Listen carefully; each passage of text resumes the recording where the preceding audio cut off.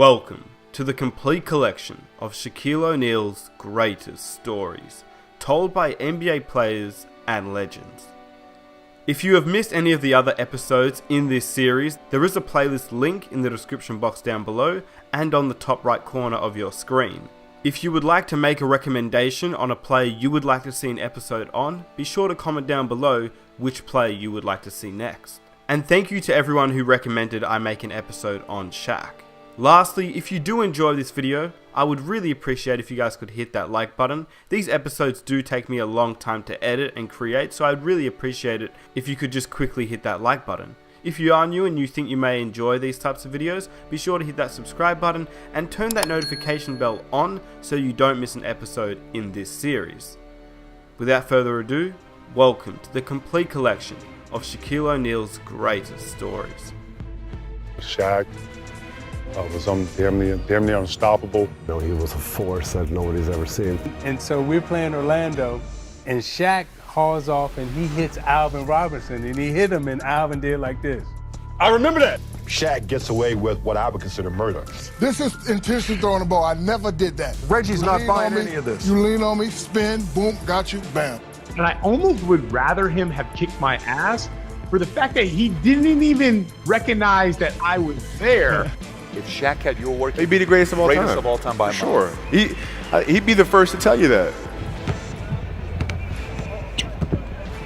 Oh, get out of here. Another great LA story is, of course, Shaq was on top of his game. You know, they were winning every year, and you know, he was a force that nobody's ever seen. So Coach Nelson, Donnie, had the idea, okay, you're gonna guard Shaq. And I kind of looked at him and I was like, okay, is this a joke? He's like, every time he crosses half court, you just stand in front of him. You basically front him everywhere he goes. And when they lob it over, here comes Big Sean Bradley, and then you guys kind of trap him, and it's gonna work. And the game starts right away. He, of course, kind of seals me. I get around, lob comes, Sean comes. He basically elbows us both out of the way and dunks it as hard as he could. And next time around, same thing. So, of course, the plan didn't work at all. We were both way too skinny to handle him. He ended up having like 46 points. I mean, just dunking on us, and he was so much bigger than everybody, so much wider, but he was so agile, and so he had a good touch around the basket, and his footwork and powerful. I mean, he was. So that was my Shaq story. I tried to guard him, and he left the game with 46 and probably 24 or something. Last time you guarded him? Yeah, that was the only time I ever guarded Shaq. who would Shaq be if he had your work ethic? He'd be the greatest of all time. If Shaq had your work ethic, he'd be the greatest of all time. Greatest of all time by a mile. Sure. He'd be the first to tell you that, for sure. I mean, this guy was a force like I have never seen. I mean, it was crazy. You know, a guy at that size, generally guys at that size are a little timid and they don't want to be tall. They don't want to be big. Man, this dude he did not care. He was mean. He was nasty. He was competitive. He was vindictive. I mean, yeah. I wish he was in the gym. I would have had fucking 12 rings. If you had the work ethic. My God, yeah. We ain't be close. My first year we were playing, and he kept posting up, but they kept fouling him, so he kept going to the free throw line and kept missing them. And so he'd throw the ball out to me. I'm not throwing that shit back in there, right? So I kept shooting him, right? So we get in the timeout, and he's like, hey, I'm open. I'm like, okay. And so we go out, and same thing, hey, I'm open. Okay. There you go. Come back in. Hey, dude, you got to throw me the ball. I said, man, fuck that. Get it off the rebound if I miss, bro. You told him this. First year. 18 years old, man. 18 years old. And I must have been out of my damn mind. I'll tell you the story. So Shaq gets an offensive rebound, and the coaches say, you're the 50% shooter. You got to foul him, and don't let him get an and one. You know, our coaches would always say, if Shaq gets the ball down low and you're coming to help, you got to foul him. And so every single game you had people, I remember one game you got it underneath and I swung as hard as I possibly could. Take the elevator ride. Gotcha. Yeah, I took the elevator ride up, felt like I broke my wrist. To my credit, you didn't get the basket. You had to go to the free throw line, which was our goal. So he gets an offensive rebound, and I'm behind him, right? And he comes down and he goes up, and I'm like, I got to foul Shaq. And I come down, 2 hands, as hard as I can, like almost like a horse collar, but I'm just going to like I'm going to just destroy this man, right? Like, this is not going to be good. And I'm afraid as I'm doing it, like, damn, this is Shaq. I can't believe I'm doing this to Shaq. And I went down and I went to grab him. And instead of my hand, like, see how my hand could wrap around my shoulder? It was like I hit like cement. I just went boom. He went up and he dunked it. So as soon as he went up and dunked it, I'm thinking, oh my God, he's going to kick my ass. Like, this is like the worst position I could be in. And I almost would rather him have kicked my ass for the fact that he didn't even recognize that I was there. Was way worse for my ego. Like, I was thinking to myself, like, oh shit, I'm gonna get my ass kicked by Shaq in front of everybody. And he just walked to the free throw line. Like, I felt so insignificant. I almost quit the NBA at that point. I was just like, you know what? I'm probably not an NBA player. He doesn't remember that. He don't remember you even hitting him. No, you're right. If I gave this guy everything I had and he went up and dunked it like I wasn't even there. There's a lot of stories about your generosity. I don't think a lot of people know. Some of them they do. But you've given players money to buy suits. Most rookies, when they come in, they go crazy, including me. I went crazy. Mm-hmm. There's 12 guys on the team, including Mark. 11 guys are doing what guys with money do. Sure. And it's one guy that's not. Okay. So when you got 11 guys and you want everybody to be collective, everybody da-da-da-da, I was one to, nah, Mark ain't doing that. Mark's not doing that at all. Stay away from him. Don't invite him out. Don't be bringing certain people around him. Don't do that. Because he told me, he said, Shay, I don't do that. So I don't do that.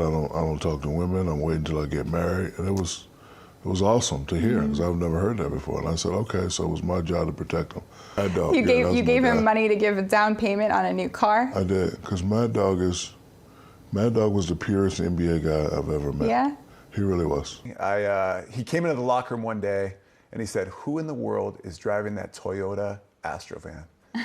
and I raised my hand and said, Shaq, it's me. He said, you are not rolling into the Staples Center driving that beat-up Toyota minivan. Okay. So he took me car shopping. We're all in Mercedes, Ferraris, Lexuses, and Lamborghinis, and Mark is in. I'm like, Mark. He offered to buy you a car? He offered to put a down payment on the car. What was the down payment? That could be like $1. It's like $5,000. I said, Shaq, I'm getting paid now. But he did give me a great deal, and then he took me. Wait. So you and Shaq roll up to the car dealership, yeah. And he's like, I'm going to put a $5,000 down payment on this car. We get to the car dealership. He walks up to the first guy, and he says, take me straight to the manager. We get in there, and he says, Mr. Manager, this is Mad Dog. I'm going to buy him a car today. Of course, that's a very Shaq thing to do. So I took him to the dealership. I said, hey, this is Mark. I saw you had the little thing in the paper where it's $300 a month. That's the deal we want. Don't try to overtalk us. This is Mark. That's what he want. Get him a truck. So, because everybody has a truck. So I said, we're going to get him a Suburban or a Tahoe. Because I just wanted to make him be part of the team, but not really. Yeah. Right? So what'd you get? It was a blue Chevy Tahoe. A Chevy Tahoe? Yeah. Not so flashy. Not so flashy, but it was great. It was a great car. And Shaq approved? Shaq approved. Okay, and he paid $5,000? He offered to. I insisted no, but then after that, he took me to the big and tall store. He shelled out $7,000. The NBA player. No, yeah. Shaq, I want to save. I want to take care of my. I said, we're going to do that, but I'm going to introduce you to some people where you do that. Like, suits cost $1,000, but we're not going to pay $1,000. When I walk in, they're going to give us half off. So I introduced to the people, hey, this is Mark. Dress him up, boom, boom, boom. What? On a different pair of jeans for every day of the week. And, okay. And then so you had like a Monday pair, okay. And then he took me Rolex shopping. And he bought a new Rolex for every single guy on the team. I want to rock right now. I'm Shaquille and I came to get down. Yes, I'm internationally known. And I'm known to rock a microphone because I get stupid. If you could have Chuck or Shaq as your teammate, who are you taking? Shaq. Okay. Well, that was a little too quick there. I mean, you could have given Charles a little love there.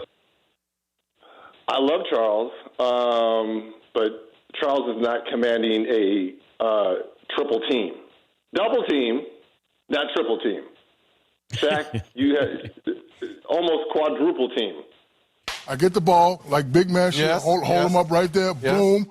Look how your right arm as you spin into him. Go ahead. No, look, this is throwing. You said throwing. I'm not intent. I'm already here locked. Boom, boom, got the ball locked. I'm going to shoot. No, lean on me. No, lean down. So lean and spin. Boom. Just because I hit him in the head don't mean I'm throwing the ball. Exactly.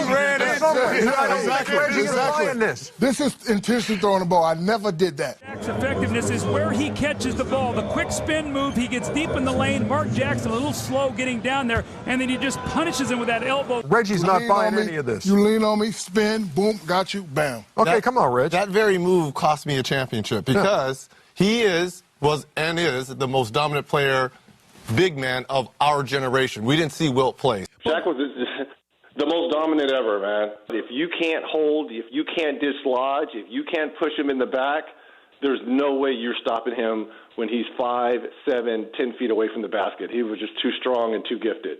And great footwork as well. Shaq is the most dominant big man. Hold on, time out. Rick Smith is 7'4". If he play like a big man, I can't bowl him in his face. Yes. You're 7'1". That's so 3 inches. Now, come on, you're acting like it's like that. Between you With two, his big head, he up there. That's even more. I never did that. He had a bigger target. Like this. He had a bigger target. Come on. Well, and after you hit him once, it was done. Yes. Let me explain something to you. When you talk about how big these guys are, that's very deceptive. The reason you are hitting them in the head is, first of all, you're so physically imposing, they just can't stand up. Yeah, and force. So to get their center of gravity, they have to lower. They have to lower their center of gravity, and that gets you hit in the head. Right. Learned it from you. When they go like that, when they bend down, put all their weight, all you got to do is spin. So when you spin, they're off balance, and boom.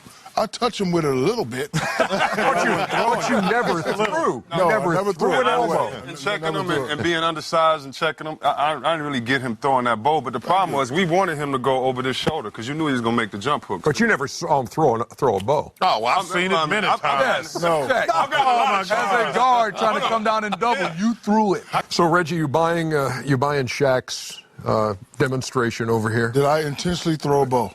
Intentionally? You want me to answer your question? Yes. Yes, because you use that to... Can I finish? No, can I finish? Not. You use that to your advantage because you were the most physically intimidating person in our league for 15 years. The ball had nothing to do with it. It's how you played me. So when whoever you hit got hit once, they felt it and they never came back. That means every time you're coming now, they're not there. That's an easier shot. You hit them one time, they're going to feel it. Look, I will say this. As many times as we all, because we've all come down and doubled you or had to play you at some point in time, got hit, I'm surprised you didn't kill all of us. No, I'm serious. What is something that one of them players that you got off of them or two of them that you got from them and you like, this stuck with me longer than any other thing that stuck with me with any other player? Probably the three individual players would be Shaq, Zoe, and LeBron. Was probably the three I took the most from. Shaq, I took the way that he was like. I was so quiet. I was an introvert. Like I didn't talk much. I didn't let my personality show.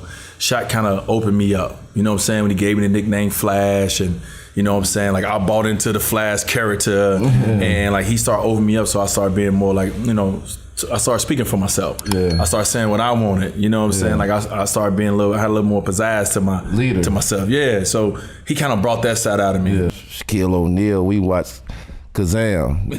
That's not a shot, Shaq. That's not a shot, Shaq. That's not a shot. But we grew up watching Blue Chips, like you said, and we grew up seeing them players. And your first championship, to go through that and win the championship with them players, what did that mean to you? That was unreal, bro. You know what I mean? First of all, to be, you know, when Rouse made that move to bring everybody in, like first of all, man, my first year, like I was just having fun. And we was just having fun. We went from being a terrible team to a good team at some point, and I just enjoyed being in the NBA, making some noise. And then trade happened, Shaq come to Miami, everything changes. The major headline around the league tonight, the Los Angeles Lakers and Miami Heat have agreed to a trade that will send Shaquille O'Neal, one of the greatest big men of all time, to sunny South Florida. First, my reaction, I was a little saddened at first because I knew I was losing my buddies in Lamar and Karan and Brian. But on the other end, I was very excited. I mean, I'm playing with one of the greatest players ever to play the game. Hey, Dwayne, he was pretty courteous. No sooner than when he got there, he showed up and said, hey, let's just be straight about this. This is not my team. This is the young fella's team. This is Dwayne Wade's team. When I got there with D. Wade, I was like, you know what? I'm older. I'm tired. It's your team, D. Wade. First thing I did with D. Wade, we went to a restaurant, and I told him all the stuff that happened bad with me and Kobe. So as soon as we got there the first day, I said, look, man, you heard this, you heard that. Me and you ain't gonna have no problem. You the man. Take as many shots as you want. He needed I need to get too. 28-10 to make everybody feel good, make myself feel good. And we never had problems. And I said, I'm telling you this, D-Wade, because this could never happen between us. I said, tomorrow when I go to the press conference, it's your team. I'm gonna follow you. I'm gonna be your consultant. I'm gonna be your consigliere. You're the godfather. I'm the top lawyer. We work together. No, it's not my team. It's not just Shaq's team. It's our team. To be able to go from that to like then the next team was like, hey, Shaq here. It's time to win a championship. I'm like, wait, what? Right now? I just got here. You know what I'm saying? Yeah, But instantly. You know how it go. Yeah. You gotta do what you gotta pulled do. up in the big truck and said what he said. He's gonna bring a championship to Miami. Remember this? I'm gonna bring a championship to Miami, I promise. I gotta put some work in. Like, I gotta go. I have a question. Do you think because of your strength and size, it also penalized you with the rest where you got fouled? Of course, all the time. I mean, I was always upset that I couldn't talk to the referees like Sleepy Barkley over there and like Reggie Miller. They used to say something to the ref. If I say it, I'm out for a month. So, it kind of penalized me, but, somebody made an interesting point. They're not going to take care of one guy and penalize everybody else. Think about that. Because I was the only one of my kind playing at the time. So they're not going to take care of me and get everybody else upset. So they take care of everybody else, and then I would just have to deal with it. Watching frustrated players swarm around all 325 pounds of a determined Shaq spinning toward the basket was like watching those tiny old biplanes trying to take down King Kong. No player ever had to endure more physical abuse. Yet not only did he endure it, he excelled in the face of it. I never cried, never complained. I just 28-15. Yeah, it was said often, has said time and time again, the most difficult guy to referee in basketball. Yeah, no question. I think things could have gotten a lot worse if he hadn't been composed and able to deal with all To of me, this is the mark of a great player. When they start changing rules because of what you do, then you're a great player. So when you become a guy who the league makes different rules for, that's when you know you arrived. Early in that season, coming off the floor in the second or third game, I met him out on the court and said, what was the greatest thing Wilt Chamberlain did in his career? And he said he averaged 50 points a game and 40 rebounds a game. I said, no, that's not it. He averaged over 48 minutes a game. Do you think you can do that? He said, if Wilt Chamberlain did it, I can do it. So Shaq played 48 minutes a game. For how long, Shaq?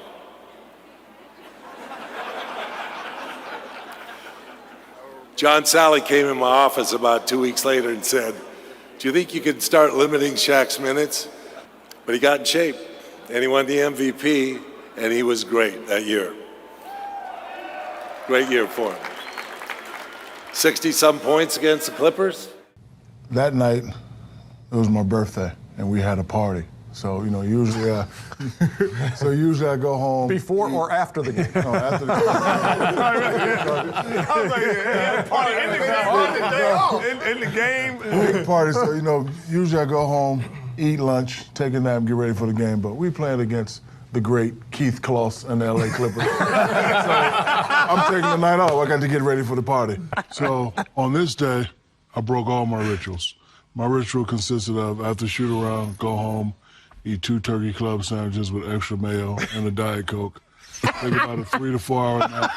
No, seriously. He's not lying. He's not lying. 2 turkey club, looking at French Charles. fries, Diet Coke, take a nap, go play, go dominate. And, the Clippers, we always manhandled and beat them. So That day I said, you know what? Since I got at the party tonight, I'm gonna let Rick Fox and Kobe and those guys take over. I ain't gonna do nothing. So the whole day I'm setting up the party. I'm calling, hey, make sure the drinks is there, make sure Boom Boom is there. I'm taking the night off. I got to get ready for the party. I got the Bentley, I got my suit, so I'm gonna go, you know. Because also what I was gonna do in that game is I was gonna foul shave. Foul shave, we're gonna beat them. So if you know what foul shave is? No. Oh, what's that? Foul shave is when you get in the game, you get 2 quick fouls so you can sit down. Right? So I was gonna foul shave. I wasn't gonna even play this game. I was gonna get 3, 4 quick fouls. I wasn't gonna do nothing. I was gonna be in some. So anyway, what a great game plan to have. So anyway, With the Turkey Savages. I get to the game and I'm dead tired. I'm like, I'm not gonna do nothing. So Wait. Hold on. The party's the night before or the night after? No. After the game. After the game. So why are you tired? Because I didn't take a nap. And I'm out all day. I'm out, you know, calling people, going to the mall, getting the jewelry. I got to get the ice ready. I got to get the derbies. I'm getting suits made. I got to get the car washed. I got to get the rims cleaned up. So I get home about 4. I don't even get to take a nap. I got to get back on the highway because I live an hour away from Staples at 5. So I get to the game and I'm like this. So you know the game start. We get out there and they killing us. Now everybody looking at me, and the Clippers are killing us, right? Clippers are killing us, and then Phil he starts yelling at me, and all the guys start looking at me. So you know I'm like, all right, give me the ball. So now I got to play. I didn't get my nap. I'm getting tired. So I'm just scoring. So I look over to the bench and I see one of my idols, Kareem Abdul-Jabbar was. I guess he was a special assistant coach, telling Keith Kloss how to stop me. I see Kareem saying, you got to do this, you got to do that. Now I'm pissed. Kareem, Laker, now so I'm like, give me the ball. So I'm scoring. And so I got the ball one time and I, you know, shot like a little sky hook, you know, just to pay homage to him. And he did me like this, Ernie. He put his head down. So now I'm super pissed. You know, Phil's calling other players. I'm like, we're not running that right now. Turn 5. Get it to me every time. He's like, why is it not? Get it to me every time. I'm gonna make Kareem look at me, and Kareem never looked at me. No, it seemed to me like he was talking to the guys and like, oh, don't let him do this. You gotta play him like this. You can't play him. So I'm like, oh, okay, you gonna teach him how to stop me? Watch this. So I'm starting to go to work, and I'm getting the ball, and I'm looking. I'm like, oh, you got Pete Chilcutt on me? You're not going double? Barbecue chicken alert. Chicken alert, Ernie McGarvey. So they had Pete Chilcutt sticking me. They had Anthony Avon sticking me. Then they tried the Hack-a-Shack thing, and I had to get my elbow in like my name was Dennis Scott. So, you know, as players, like, you know, you get 30, right? And you're like, man, I can get 40. So I got 40, right? I was like, man, I can get 50. So now that I got 50, guys are like, go get 60, go get 60. He just put his head. He never looked at me. Happy birthday, big fella. You know, I get 61, I'm throwing lobs, and I'm actually kind of upset at Phil because I think we had like 5 minutes left. I think I could have went for 70 or possibly 80 for that game. You know, Phil took me out, and he took me out. I think he did that because he didn't want me to score more than Mike.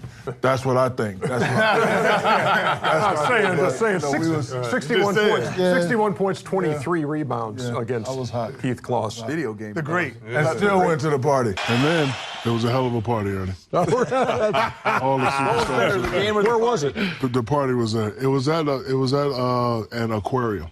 Mm-hmm. It was nice. And I pulled up in that white convertible Rolls Royce on him. What was the music playing? What music playing?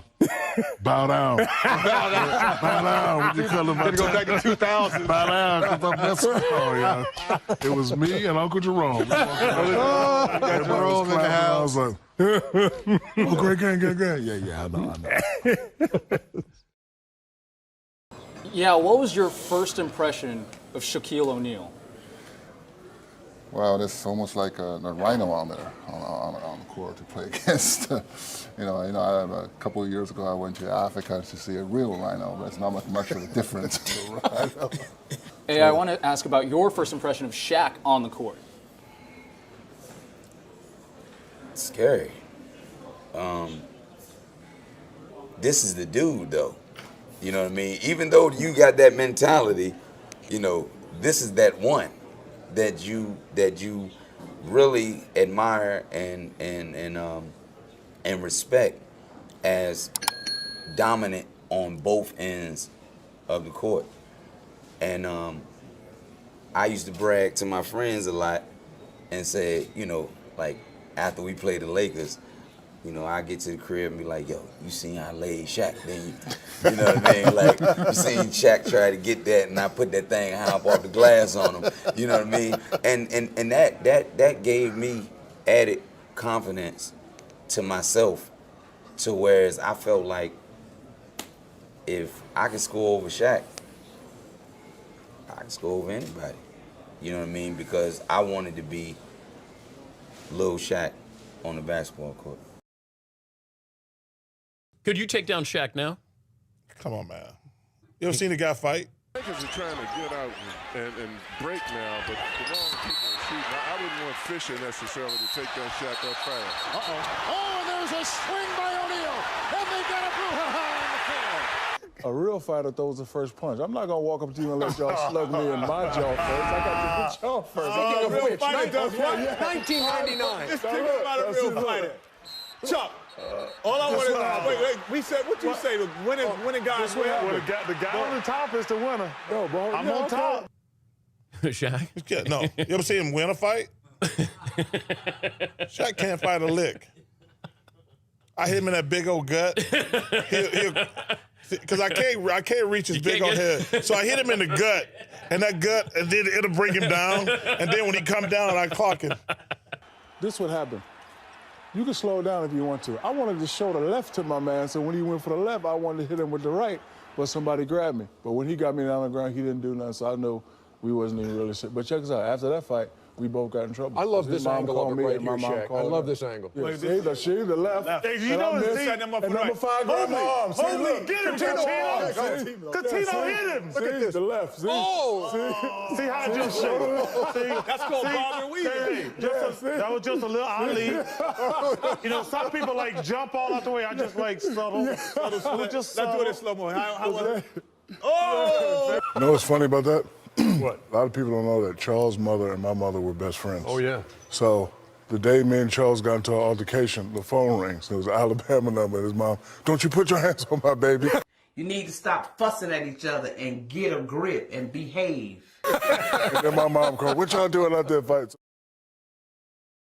But you know, you play long. I played 19 years. Oof. You come across a lot of characters. A lot of years. But you know, for me, hands down, it was Shaquille O'Neal. I mean, most of the stories I can't. I can't repeat most of the stories. But I mean, every day, I think he literally would come to practice every day, thinking of how can I make everybody laugh. Mm-hmm. And but did it actually make you laugh, or did it just make you shake your head? A little bit of both. But I mean, Shaq. I remember one time we getting ready to play a big game against Dallas. As a matter of fact, I think it was a TNT game.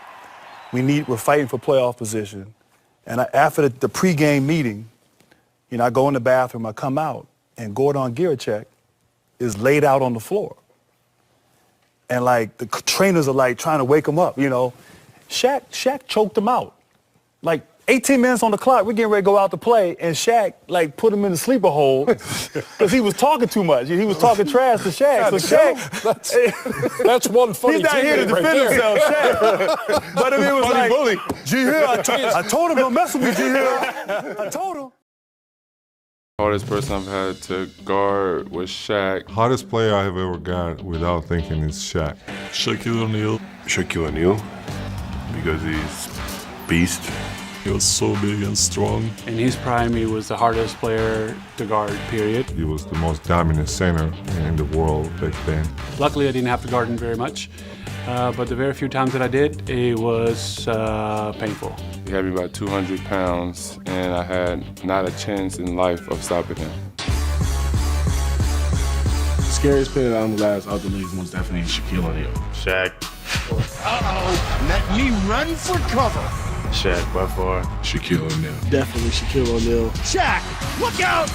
He rocked the whole chin. 7 foot, 300 plus pounds, muscle. He's an absolute monster. Dominance is out of this world. Freak taking a sledgehammer. You know, he was too strong. He was too big for everyone. He would dunk on you every play. Shaq, oh, what a power move by the big guy. You draw that charge, you'll be in the hospital for a month. Woo! Yeah. Shaq was scary. Yes, he was. I hear all the young guys talking about Shaq, right? And I remember Alvin was a teammate of mine. Yeah. And in Detroit, and so we're playing Orlando, and Shaq hauls off and he hits Alvin Robertson, and he hit him, and Alvin did like this. I remember that. Lambeer all over O'Neal. Shaq wants to be let go of. He's sick and tired of Lambeer hanging all over. Lambeer, the quick foul call. Oh, punches thrown. Robertson and O'Neal. And there were two solid shots landed. Matt Kukas now charging out. And look back, he was like, and I said, and I grabbed Shaq and I go, "Oh, you hit the wrong guy. Yeah, don't hit that guy. You hit the wrong guy." Okay.